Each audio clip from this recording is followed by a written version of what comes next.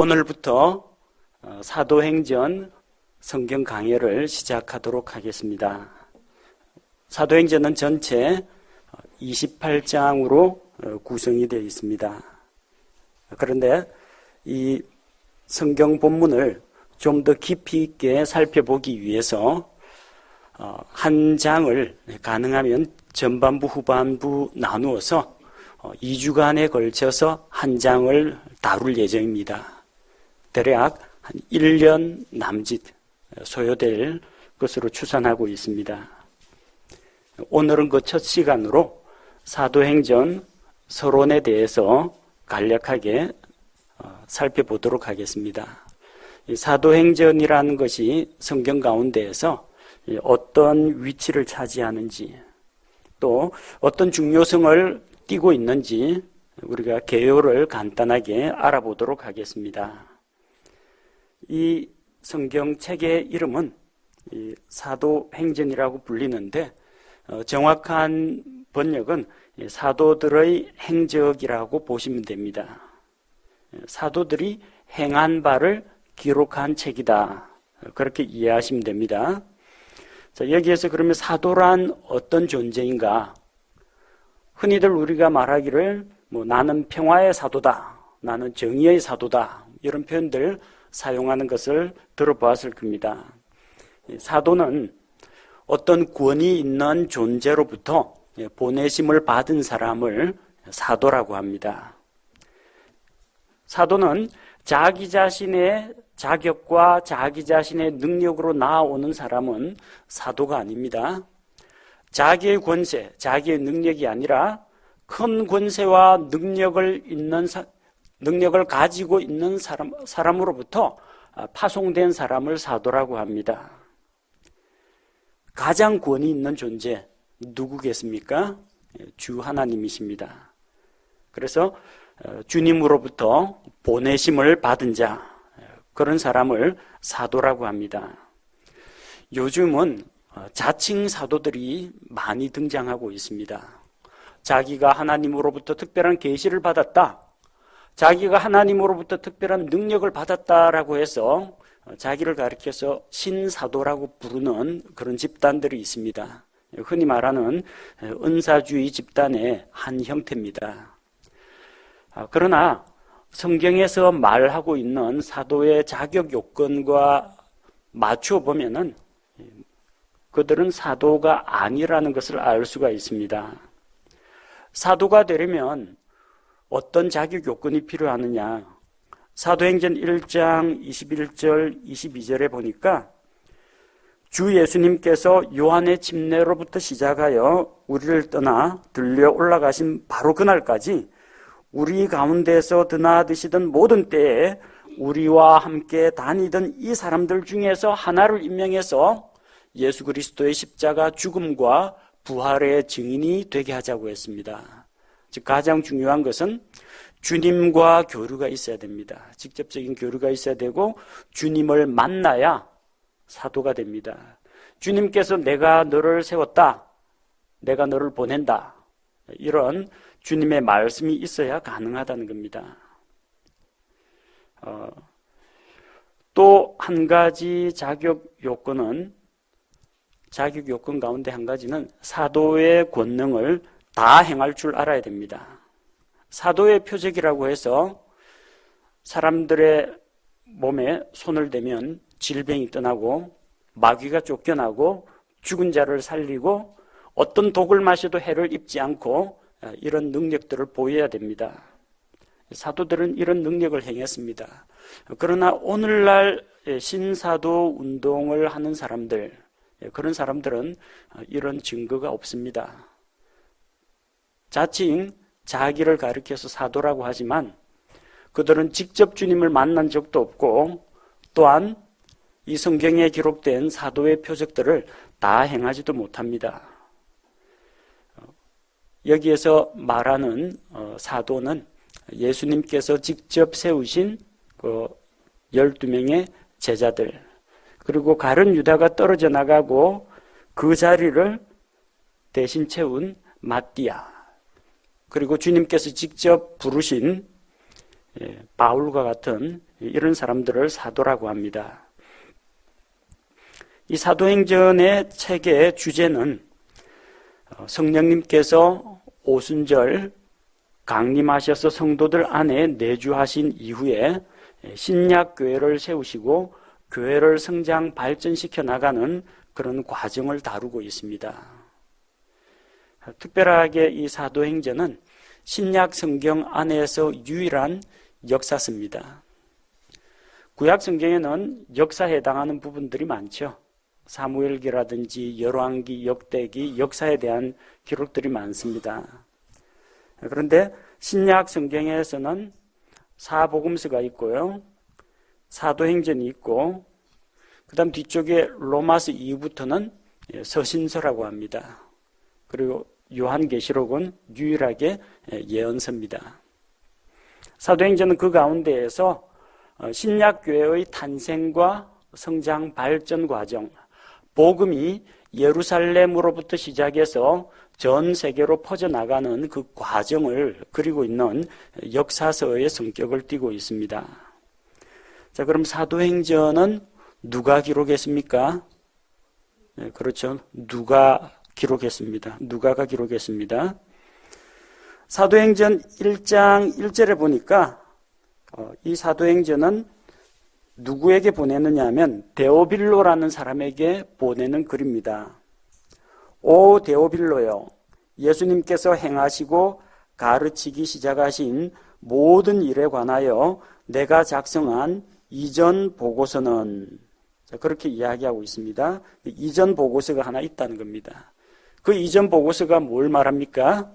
누가복음을 이야기합니다. 누가복음 1장 3절에 보니까 1장 1, 2절은 어떤 내용이냐면 예수 그리스도의 탄생부터 시작해서 그분의 행하심과 가르치신 사역에 대해서 기술을 하고자 이 펜을 든 사람들이 많이 나타났습니다. 그러던 차에 3절에 보니까 모든 일을 맨 처음부터 완전히 이해한 나도 데오빌로 각하 당신에게 차례대로 써서 알리는 것을 좋게 생각하였으니 이것은 각하로 하여금 각하가 이미 설명받은 그 일들이 확실함을 알게 하려 함이라. 곧 이 데오빌로 각하에게 보내는 글이라는 겁니다. 누가복음의 기록자는 누가입니다.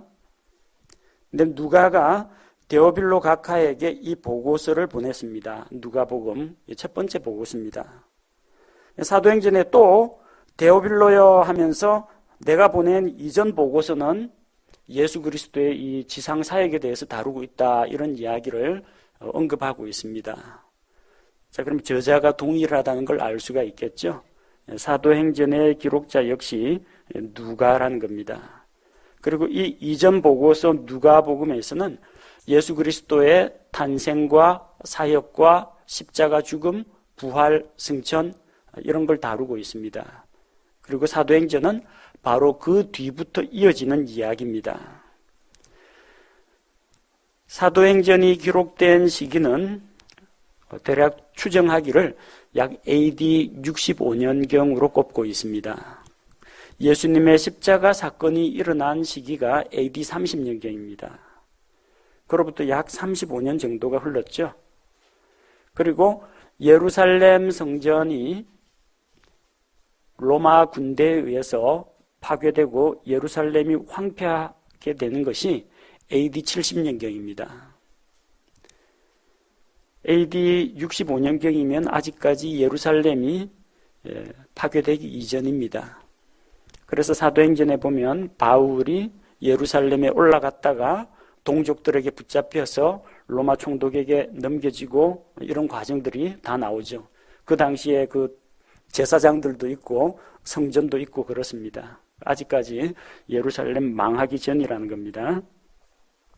자, 왜 이 사도행전을 하나님께서 기록하시고 성경 66권 가운데 넣어주셨느냐?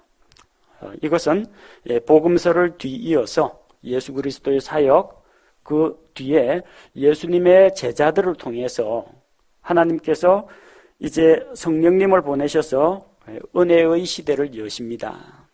오순절 성령 강림으로 이제 누구든지 믿고 예수 그리스도의 십자가 죽음과 부활을 자기 것으로 믿고 받아들이는 자에게 행위로 말미암지 않고 율법으로 말미암지 않고 오직 하나님의 은혜로 믿음을 통해 구원받는 이 은혜의 시대를 여시는데, 이 시대에 성도들을 향한 하나님의 목적과 계획을 보여주는 것이 이 사도행전이라고 할 수 있습니다. 그래서 이 사도행전을 읽다 보면은 다른 서신서 읽다 보면 조금 지루하다고 느낄 수도 있는데, 사도행전은 행할 행자가 들어가는 것처럼요, 액트, 동작, 활동이죠. 아주 역동적입니다. 그리고 사건이 급박하게 계속해서 변화합니다. 새로운 사람이 등장하고 새로운 사건이 터지고 새로운 곳으로 이동하고 아주 활발하고 역동적인 그런 분위기이기 때문에 이 사도행전을 읽다 보면은 피곤한 줄 모릅니다. 시간 가는 줄 모릅니다. 흥미진진하게 우리가 1년 동안 이 말씀을 살펴볼 수가 있습니다. 사도행전의 수신자는 누구인가? 1차적으로는 1장 1절에 나오는 이 데오빌로라는 사람입니다. 데오빌로 각하에게 보내는 글입니다. 더 나아가서는 이걸 하나님께서 그 당시에 살았던 데오빌로 한 사람에게 주신 것이 아니고요, 성경책 가운데 넣어두신 이유는 모든 성도들로 하여금 이 성경 기록들을 통해서 하나님의 은혜와 구원에 이르는 길과 또 성령님을 통한 이 신약시대의 사역을 우리에게 보여주시기 위한 것입니다. 따라서 지금 이 시대를 살아가는 우리 모든 그리스도인들을 위한 말씀으로 받아들일 수가 있습니다. 자, 사도행전에 등장하는 좀 특별한 인물들, 또 특별한 것들이 몇 가지가 있습니다. 첫 번째는 사도행전이라는 이름에 걸맞게 사도들이 등장합니다. 물론 사도행전 1장 13절 말씀에 보면 사도들의 명단이 쭉 나오긴 합니다. 그런데 실제로 활동을 하고 말을 하고 사람들을 만나는 그런 사도는 몇 명 되지 않습니다. 구체적으로 이름이 거론되면서 활동을 하는 사도는 베드로와 요한, 그리고 순교당한 야고보, 요한의 형제 야고보입니다. 세베대의 아들 가운데 야고보, 그리고 바울, 이런 사도들이 등장합니다. 또 교회 시대가 시작이 되면서 7 집사를 세웠는데 그 집사들이 등장합니다. 사도행전 6장 5절에는 그 명단이 나오죠. 스데반, 빌립, 프로고로, 니가노르, 디몬, 바메나, 니골라. 이 가운데에서 이름이 거론될 뿐만 아니라 실제적으로 활동을 하는 사람이 있습니다. 스데반은 말씀을 선포하고 순교를 당했습니다. 빌립은 사마리아에 가서 복음을 전했고 에티오피아 내시에게 복음을 전하는 그런 활동들을 했습니다. 스데반과 빌립은 구체적인 활동 행적들이 기록되어 있습니다. 또 사도행전에는 순교자들이 등장합니다. 하나님의 말씀을 인하여, 복음을 인하여 자기 생명을 내놓은 사람들입니다. 사도행전 7장에서는 7 집사 중 한 사람인 스데반이 유대인들에게 하나님의 말씀을 선포하다가 스데반의 말을 듣고 마음에 찔린 그들이, 마음에 찔렸으면 회개를 해야 되는데 이를 갈고 분을 내어가지고 스데반을 죽입니다. 최초의 순교자 스데반이 등장합니다. 또 사도행전 12장에는 예수님의 제자 중 한 명인 야고보가 헤롯에게 순교를 당합니다. 사도행전에 또 등장하는 것, 처음으로 등장하는 그리스도인이 있습니다. 우리는 지금 예수 그리스도를 믿고 구원받은 사람들을 다 크리스찬, 그리스도인이라고 부릅니다. 근데 그 당시에 그리스도인이라는 용어는 사도행전 11장에 가서야 나옵니다. 그것도 나는 구원받은 그리스도인이다 자기들이 주장한 게 아니고요. 주변에 있는 사람들이, 안 믿는 사람들이 예수님 믿는 사람들을 보고 그리스도인이라는 이름을 붙여주었습니다. 그리스도인이라는 게 무슨 뜻이냐면은 그리스도를 닮은 사람이라는 겁니다. 크리스천이라는 겁니다. 그들의 삶의 모습을 보니까 세상 사람들하고는 다르다는 겁니다. 사람들이 자기를 위해서 살고 욕심을 따라서 살고 이 세상에 소망을 두고 사는데 저 사람들을 보니까 자기 삶을 다른 사람을 위해서 희생을 하고 그리스도의 복음을 위해서는 자기 목숨까지도 내어놓고 자기 재물도 내어놓고 또 성품과 인격이 그들이 전하는 예수 그리스도와 닮았다. 대단히 특이하다. 무엇이 저 사람들을 저렇게 만들었느냐? 알고 보니까 예수쟁이더라. 그 그리스도를 닮은 사람이다. 그래서 그리스도인이라는 그런 칭호가 붙었습니다. 사도행전 가운데는 죽었다가 살아난 사람이 두 사람이 있습니다. 사도행전 9장 40절 41절에 보면 다비다라고 하는 여제자가 있었습니다. 도르가라고도 부릅니다. 가난한 과부들을 위해서 구제하는 일을 많이 했던 그런 자매입니다. 그가 병들어 죽게 되었는데 마침 근처에 베드로가 있다는 소식을 듣고 베드로를 불렀습니다. 베드로가 그녀를 다시 살렸습니다. 사도의 표적입니다. 죽은 자를 다시 살렸습니다. 사도행전 20장 9절에서 12절 말씀에는 유두고라고 하는 그 청년이 있었는데 바울이 밤새도록 성경을 강론하다 보니까 2층 창가 난간에서 말씀을 듣다가 꾸벅꾸벅 졸다가 떨어져 죽었습니다. 그런데 바울이 그 떨어져 죽은 청년을 다시 살렸습니다. 사도의 표적입니다. 죽었다가 직접 부활한 사람이 두 사람 등장합니다. 사도행전에는 천사들과 마귀들이 등장합니다. 천사가 나타나서 로마의 백부장 고넬료에게 하나님의 말씀을 전합니다. 가서 베드로를 불러서 생명에 이르게 하는 그 말씀을 들으라고 고넬료에게 하나님의 말씀을 전합니다. 또 야고보가 순교를 당하고 유대인들이 사도를 죽이는 것을 기뻐하니까 베드로도 죽이려고 감옥에 가두었는데 사도행전 12장에 보니까 천사가 나타나서 베드로를 옥에서 꺼내줍니다. 헤롯이 명연설을 했는데 두로와시돈 사람들 불러 모아가지고 아주 멋진 연설을 했는데 사람들이 저마다 헤롯 왕에게 이것은 신의 목소리입니다 하고 아부를 했습니다.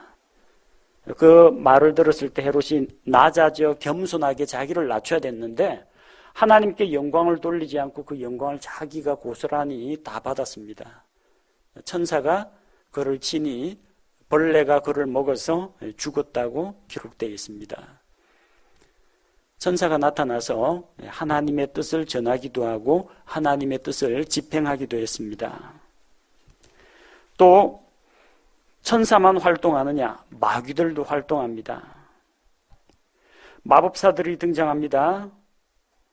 사마리아 지방에는 시몬이라는 그 마술사가 있었습니다. 또 바울이 복음을 전할 때 서기오 바울이라는 총독에게 복음을 전했는데 엘루마라고 하는 마법사가 총독이 주의 말씀에 귀를 기울이지 못하도록 자꾸 회방을 놓았습니다. 이 마법사들은 악한 영과 즉 이 마귀들과 교류하면서 그들의 능력을 빌려 쓰는 자들입니다. 성령님의 능력으로 이들은 다 물리쳤습니다. 사도행전 16장에 보니까 점치는 영이 들린 악령이 들려가지고 점치는 능력을 갖게 된 소녀가 있습니다. 바울이 그녀를 구해줍니다. 악한 영을 내쫓습니다. 그 당시에 분명히 마귀가 역사하고 있었다는 것을 보여주죠. 사도행전 19장 13절에서 16절 말씀을 보면 스게와라고 하는 유대인 제사장의 7 아들이 있는데 그들이 바울이 마귀를 내쫓는 걸 보고 예수님의 이름으로 하는 걸 보고 즉 예수님의 이름으로라는 게 특별 주문인 줄 알고 자기들은 예수님을 믿지도 않으면서 마귀들을 내쫓겠다고 마귀 들린 사람에게 예수님 이름으로 명하노니 하다가 오히려 이 마귀 들린 그 사람이 그들에게 덤벼 들어가지고 상처를 입히고 날뛰는 것을 볼 수가 있습니다.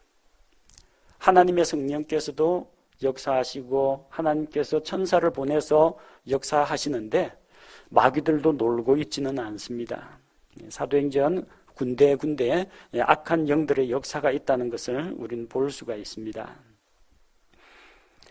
사도행전에서 말씀이 선포되고 복음이 전해지는 곳에서 수많은 회심자들이 있었습니다. 많은 무리가 믿었다. 또 믿고 돌아온 사람들이 몇 명이다 이런 게 기록이 있는데 그 가운데서 구체적으로 이름이 거론된 사람들이 몇 사람 있습니다. 그래서 3가지 회심 사건. 셈, 함, 야벳, 노아의 3 아들이죠. 그리고 셈족, 함족, 야벳 족속은 각각 함은 아프리카 쪽으로 내려갔고 셈은 아시아 쪽으로 이동했고 야벳은 유럽 쪽으로 이동을 했습니다. 그래서 각각 이제 백인종, 황인종, 흑인종의 거의 대표격이라고 할 수가 있습니다. 근데 각 이 족속 가운데 한 명씩 회심하고 돌아오는 일이 일어납니다. 에티오피아 내시는 이 함의 후손입니다. 그는 빌립의 전도를 받아가지고 회심하고 믿고 침례를 받았습니다. 사울은 우리와 똑같은 셈 계열 사람입니다. 예수님도 셈 계열이죠.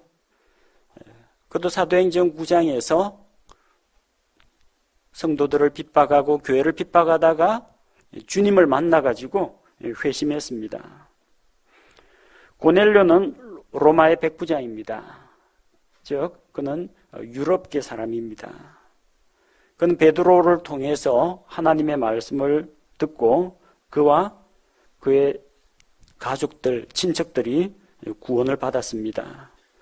그래서 셈, 함, 야벳 족속, 이 각 족속에게 복음이 전해지고 그들이 회심하고 돌아오는 그 역사가 사도행전에 명백히 기록되어 있습니다. 사도행전 전체의 내용을 살펴보면요. 사도행전은 1장부터 12장은 예루살렘과 유대 지방을 중심으로 한 이스라엘 땅에서의 전도를 다루고 있고 그 다음 13장에서 28장까지는 이 복음이 팔레스타인 땅을 넘어서서 더 멀리 더 넓은 지역으로 세계 곳곳으로 퍼져나가는 그 과정을 보여주고 있습니다. 1장에서 12장 보면은 처음에 활동하는 베드로 사도가 나옵니다. 물론 베드로와 요한이 함께 다녔다는 것을 우리는 알고 있습니다. 그래서 베드로를 포함해서 120명의 성도들이 간절히 기도하는 가운데 주님께서 약속하신 성령을 기다리는 그 사건이 기록이 되어 있습니다.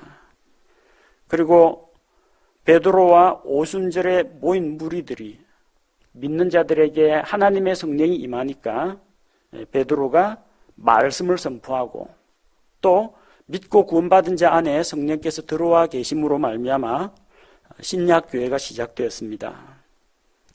사도행전 3장에서는 베드로가 날 때부터 걷지 못하는 안진뱅이를 일으킵니다. 사도의 표적을 행하죠. 사도행전 4장에서는 사도들이 말씀을 전하다가 제사장들과 이 사두개인들과 율법학자들 이런 사람들로부터 핍박을 받습니다. 자, 그러나 위협 가운데에서도 베드로를 비롯한 그 사도들이 담대히 복음을 전합니다. 자, 사도행전 5장에서는 교회 안에 문제가 생깁니다. 아나니아와 삽비라 부부가 둘이 공모해가지고 사도를 속이려고 합니다. 나아가서 하나님을 속이려고 합니다. 그러나 베드로가 그들을 꾸짖고 그들은 성령을 속이려고 한 죄로 죽임을 당합니다. 율법학자 이 가말리엘이 사도들을 어떻게 할 것인가 현명한 판단을 내립니다. 이 사상과 이 교리가 하나님에게서 났다면 어쩔 수 없는 일이고, 만약 사람에게서 났다면 저절로 무너질 것이니까 그냥 가만히 내버려 두라고 합니다. 자, 사도행전 8장에서는 이제 영적인 대결이 나오죠.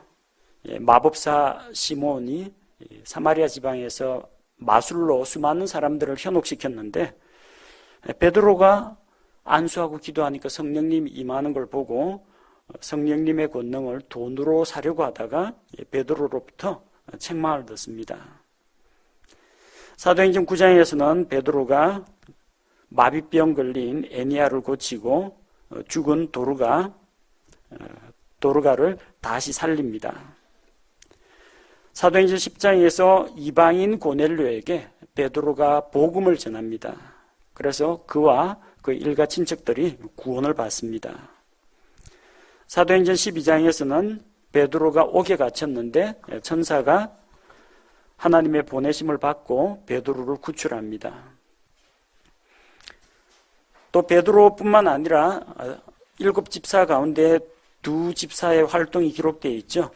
스데반 집사, 성도들을 섬기는 그런 일들을 한 것뿐만 아니라 유대인들 앞에서 담대히 하나님의 말씀을 전하고 그들에게 회개를 촉구합니다. 그러다가 그들이 분노하여 스데반을 돌로 쳐 죽입니다. 스데반은 말씀을 선포하고 순교를 당했습니다. 사도행전 8장에는 집사 가운데 한 사람인 빌립의 활동이 기록되어 있습니다. 빌립은 사마리아에 가서 복음을 전합니다. 복음이 예루살렘과 온 유대와 사마리아와 땅의 맨 끝까지 전파될 것을 말씀하셨는데, 빌립이 사마리아를 선교지로 삼아서 복음을 전합니다. 또 에티오피아 내시에게 복음을 전해서 이방인에게 하나님의 복음이 전파됩니다. 그러나 그들은 핍박을 받아서 예루살렘 교회에 큰 핍박이 일어나서 사도들 외에는 전부 뿔뿔이 흩어집니다. 흩어진 자들은 흩어진 곳에서 복음을 전합니다. 사마리아 땅에도 가고 두로와 시돈 저 위쪽으로도 가고, 유대인들이 흩어져 사는 그 유대인 공동체 가운데 들어가기도 하고 해외로 복음이 뻗어나갑니다. 바로 이런 일을 주도한 하나님의 사역자 한 명이 사도행전에 등장합니다. 사도행전 후반부에는 거의 대부분 사도 바울의 활동에 대해서 기록되어 있습니다. 복음 전도자 바울은 본래 길리기아 다수에서 출생한 사람입니다. 그는 유대인 출신이었고 또 로마 시민권을 가진 자였습니다. 자기 아버지도 바리새인이었기 때문에 나는 바리새인이요 바리새인의 아들이라고 합니다. 그리고 어려서부터 율법을 지켰고 가말리엘 율법학자의 문화에서 엄격한 그 훈련과 교육을 받으면서 성장했습니다. 그는 사람들을 인솔해서 스데반을 돌로 쳐 죽이는 그 일에 가담을 했고, 이 복음을 믿는 이 사람들이 자기가 믿던 전통적인 모세 율법과 맞지 않고 자기 조상들의 전통과도 맞지 않다고 생각하고 성도들을 투옥하고 고문하고 그리고 교회를 핍박했습니다. 그러다가 다마스쿠스로 가는 길에 주님을 만나서 회심했고, 주님께서는 바로 이 거역하는 완고한 사울을 변화시켜서 자기의 사역자로 삼으셨습니다. 그는 회심한 이후에 다마스쿠스와 아라비아에서 곧바로 하나님의 말씀을 전하면서 사역을 합니다. 그리고 다마스쿠스로 돌아온 이후에 자기를 죽이려고 하는 유대인들에게서 탈출합니다. 예루살렘에 갔는데 옛날에 교회를 핍박하던 사람이라는 걸 알고 다 두려워해서 사도들이 만나주지를 않습니다. 그때 그걸 중개해 준 사람이 누구냐면 바나바가 사울을 데려다가 사도들에게 소개시켜 줍니다.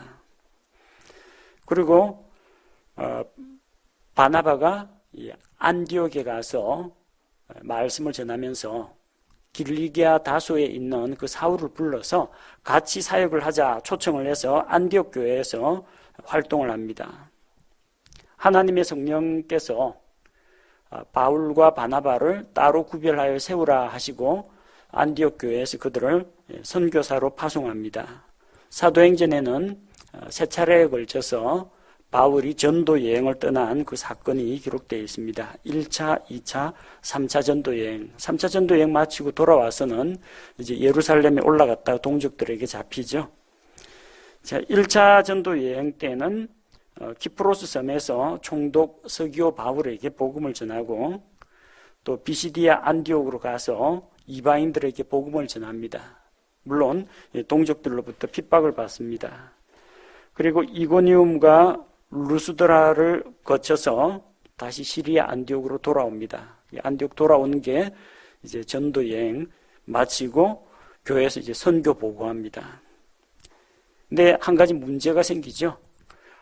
하나님의 은혜로 믿음을 통해서 단번에 얻는 이 구원을 전하니까 자기들만 구원받는 줄로 알았던 선민의식을 가지고 있던 유대인들이 질투를 합니다.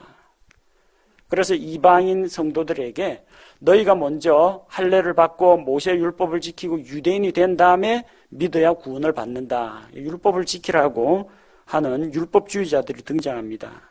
이것 때문에 문제가 일어나서 사도행전 15장에서 구원받은 이방인들에게 할례를 줘야 하느냐, 율법을 지키게 해야 하느냐 논란이 벌어집니다. 그때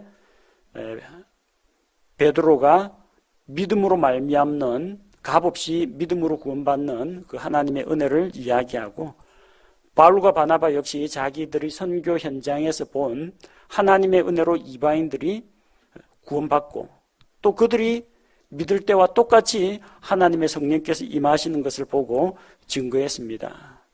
예루살렘 회의를 주관하던 야고보, 순교한 야고보 말고 예수님의 동생 야고보가 마지막 결론을 내립니다. 유대인 자기들도 지키기 힘든 그 율법을 이방인들의 목에다가 매게 하지 말고 오직 하나님의 은혜로 믿음을 통해 구원받는다는 그 사실을 명확히 결론 내리게 됩니다. 그리고 이 바울과 바나바가 다시 우리가 복음을 전했던 그 도시로 다시 가서 그들이 믿음 안에 잘 거하는지 알아보자라고 했는데 둘이서 다투게 됩니다.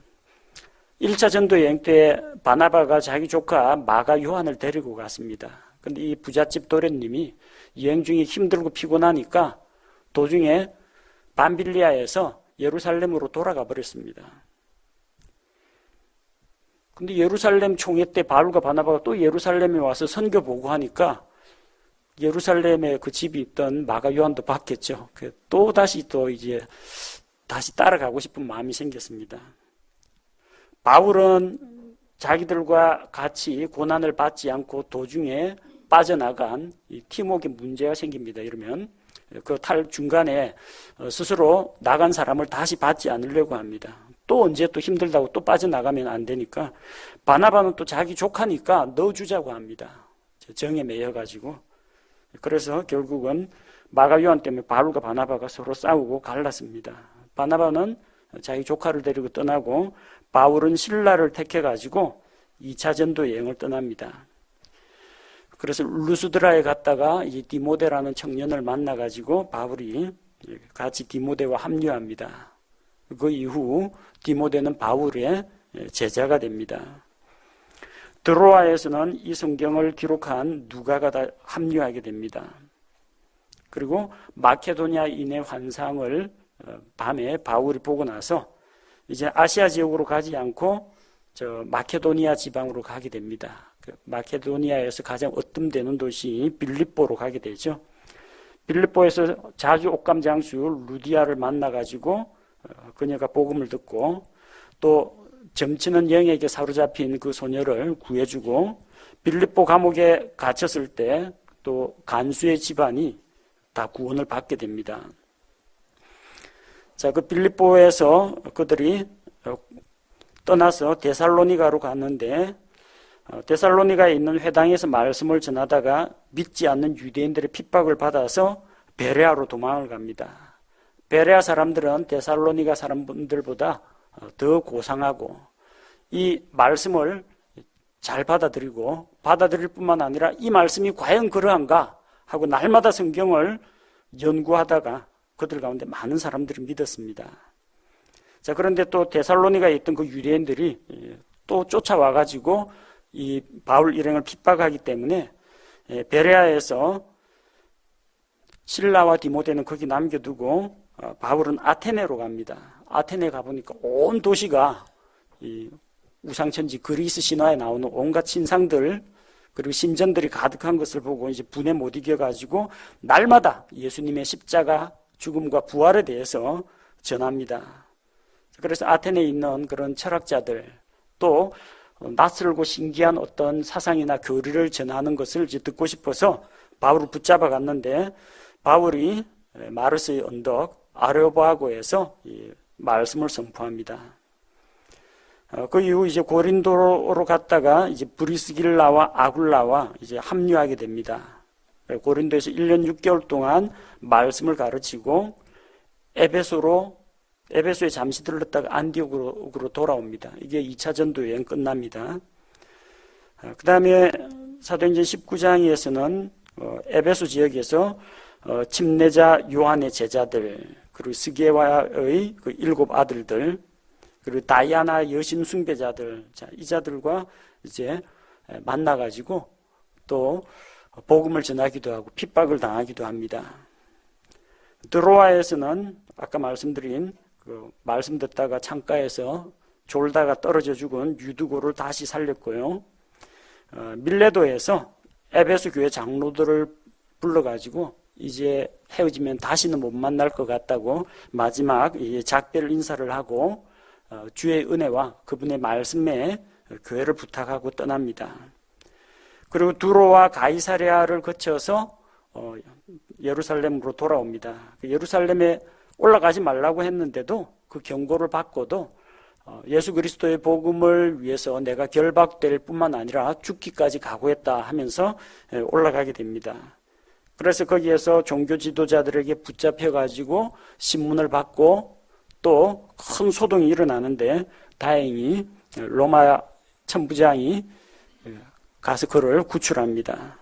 그래서 안전하게 가이사랴 지역에 있는 로마 총독 주둔지에 그를 보냅니다. 벨릭스 총독, 베스도 총독이 한번 바뀔 동안 벨릭스가 유대인들의 마음을 얻고자 하여 바울을 석방하지 않고 그대로 가둬둡니다. 벨릭스는 자기 소임을 끝내고 다시 돌아가고 베스도 총독이 새로 부임했는데 또 베스도 총독이 또 총독 바뀌었다고 하니까 이스라엘의 종교 지도자들이 또 바울을 모함해서 이제 재판정에 세우는데 베스도 총독과 또 아그리빠 왕 앞에서 바울이 이제 자기를 변론을 합니다.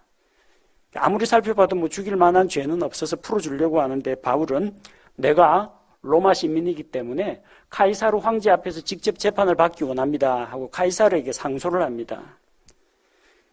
그 말이 없었으면 무죄로 풀어줄 수 있는데 내가 카이사르에게 호소하였으니 카이사르에게 보내주겠다 하고 그를 로마로 보냅니다. 그래서 복음이 로마까지 들어가게 되는 겁니다. 로마로 가는 여정이 사도행전의 마지막 27, 28장에 기록이 되어 있습니다. 중간에 폭풍도 만나고 어떤 섬에 표류하기도 하고 로마에 도착해서 말씀을 전했는데 어떤 이는 받아들이고 어떤 이는 받아들이지 않고 거부하고 뿔뿔이 흩어지면서 사도행전 28장이 끝이 납니다. 이것이 성경에 기록되어 있는 사도행전 1장부터 28장까지 전체 내용입니다. 근데 사도행전은 아직 끝나지는 않았습니다.